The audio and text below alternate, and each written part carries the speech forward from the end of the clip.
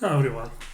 In this tutorial I'm going to demonstrate you how to convert a click QVX file into a comma delimited file. We can also convert it into any of the supported formats, for example Excel, tab delimited files, fixed text files, or even load to the database. Once you understand the principle how it works, you will be able to work with any database or data source. I have already created source and target connections. Let's start from creating a new transformation. We will call it QVX to CSV.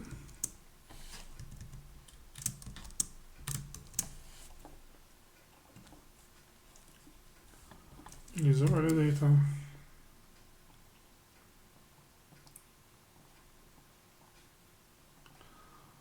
Our data source type is text, QVX. Connection name is source. We need also select the actual file. Here it is. Here's our data.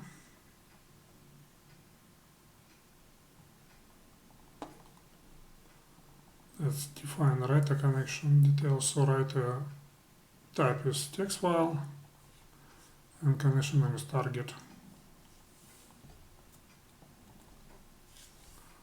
And the file will be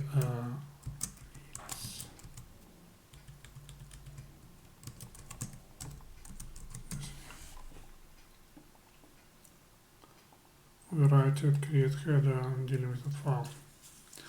So we can enter the field names manually here, but it's just too much work. What we can do instead, we can just copy them from the reader.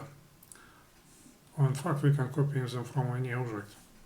But in our case, it is a reader. So now what we need to do, we need to map the fields. Just use auto map function.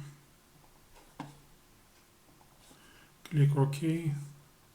And now we are ready to run the transformation. So done in 1 second. Just refresh the data. Here it is. Okay, thank you for watching. Please like and subscribe. And again, if you have any questions, please go to our support forum and we will do our best to help you. Thank you, bye.